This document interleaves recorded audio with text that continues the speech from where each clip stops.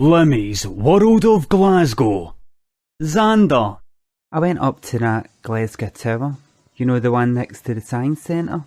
The only building in the world that can rotate 360 degrees for the grown up.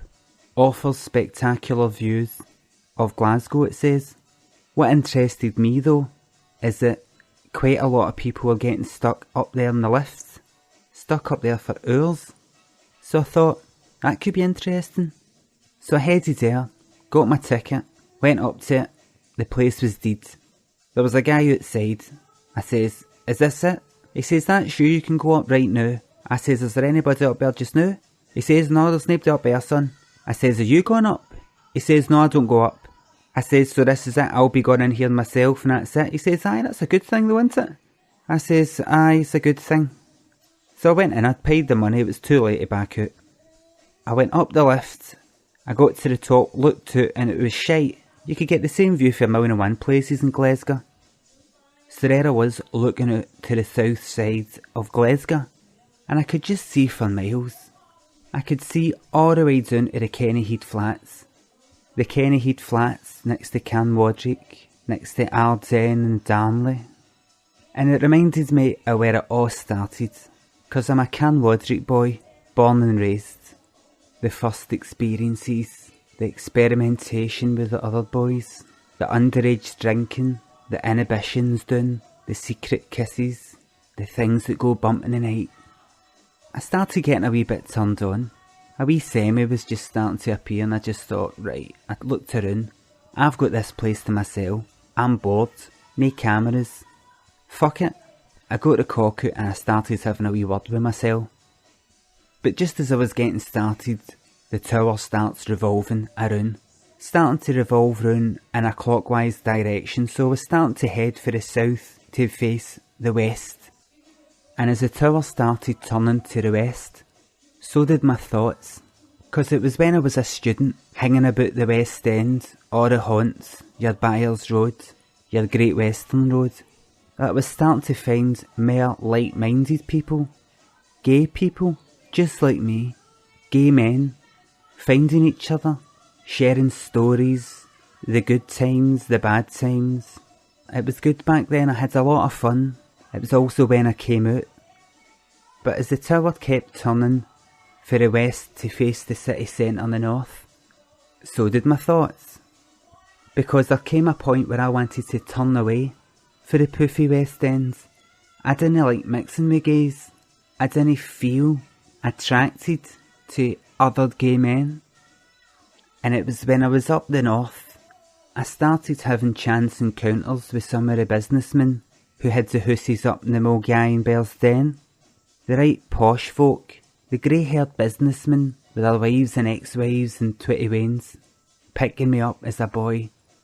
I found myself walking down University Avenue one night, you know where all the rent boys are, and I got mistaken for one myself for a businessman.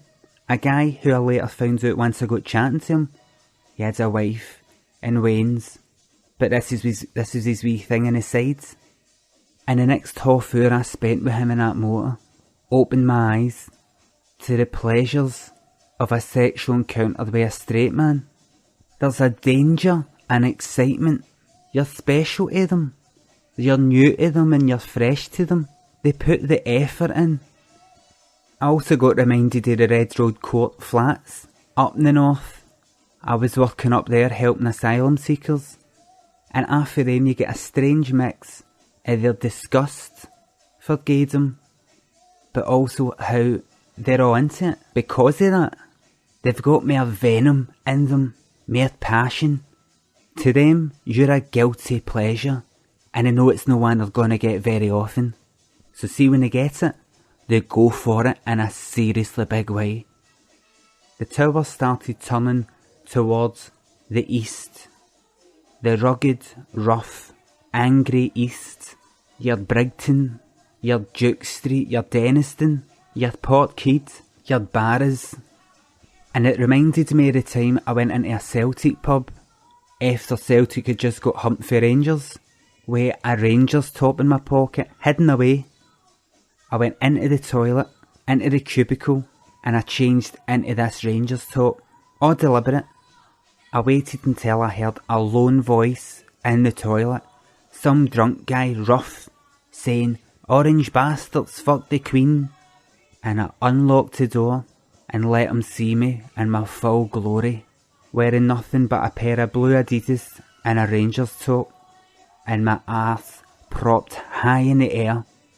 I just turned around, I looked at him right in the eye, and I said, "Fuck the Queen." To cut a long story short, I was shagged black and blue. Black and blue. Just how I like it. Nae poofy shite at the end of it.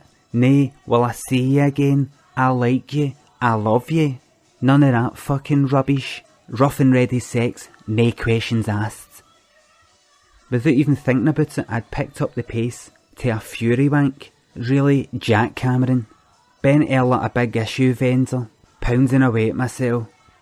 And as I got to the tickly bit, there we were, turning back down towards the south side. I got to the tickly bit, whipped the trainer off, spunked in it, put it back on to keep the place tidy, and there I was left with a glorious view of the Kennyhead Flats, with your Canwadrick, Arden and Darnley right next to it. Back to where it all began. So I never got a shag, but, a wee trip down memory lane.